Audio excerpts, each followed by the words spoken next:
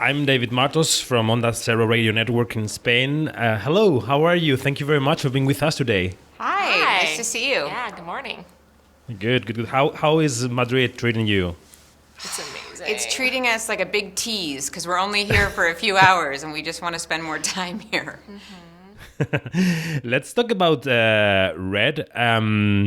Why do you think Disney and Pixar are so focused on adolescence and on how children become adults? I feel like you have to ask the directors that question. I think, I know for me, myself personally, I was really passionate about doing a coming of age story revolving around a girl, going through puberty and going through adolescence. I think because we try to forget that part of our lives because it's so embarrassing and awkward that finally when we're old enough, we dare to look back and revisit that time. Also, for me, it was better than going to therapy. So yeah. I think it's such a fraught time in anybody's life that's so awkward and painful and usually embarrassing that to be able that's the drug that storytellers chase is how do we focus in on the most kind of complex and frustrating and awkward time and tell stories about kids going through it, because I think there's just a lot of story there to tell. Mm-hmm. For the last 4 or 5 years, we've been talking about the idea of representation in movies. Did you want to portray a leading character that was hadn't been seen in other stories, in other movies?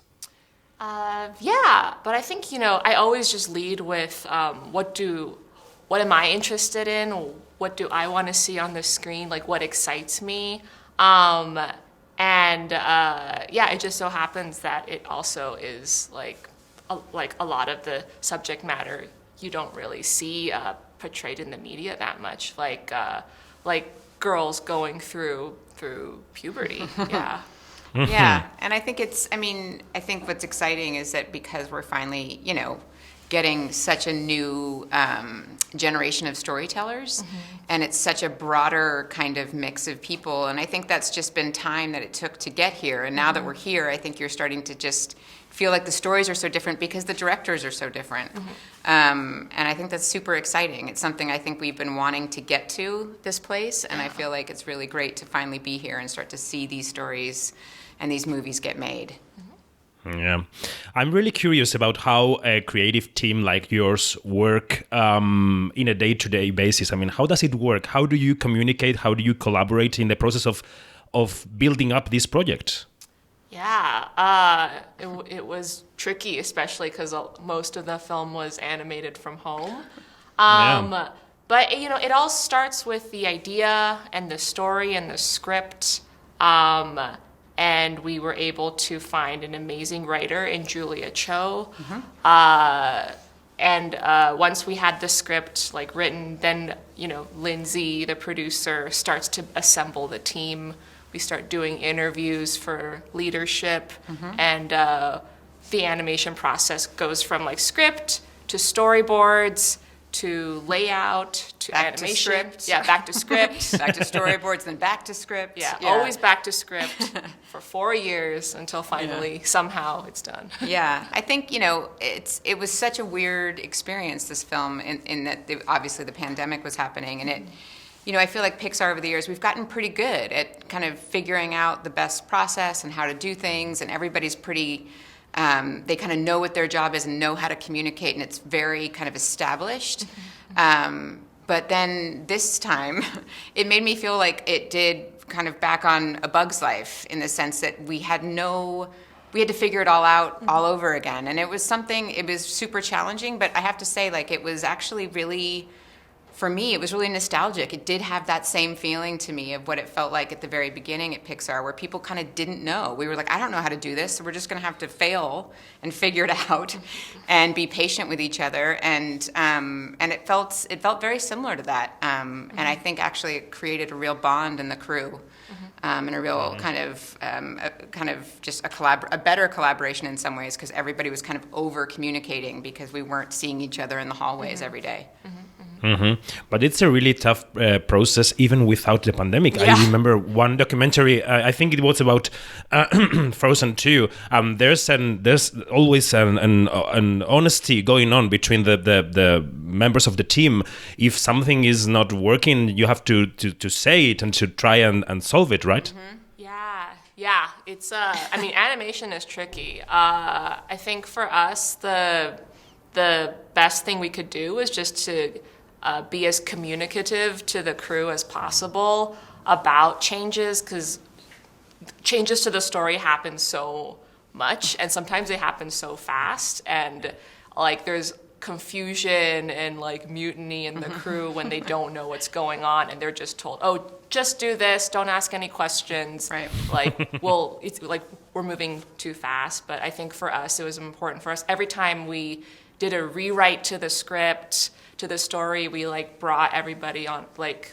Yeah, you had to in a re-pitch room, it. and I just like pitched them like, all right, so instead of, I know we loved that before, but I now know. we don't love it anymore. yeah, I so know we're gonna... how we like worked really hard on this joke and we thought it was so funny, but it just doesn't feel like it's working in the bigger picture, so we No. had to cut it. Thank you, everybody, for trying, and just I have to think, yeah, and I also communicating just with them. think, you have to be comfortable living with a broken movie for 3 years.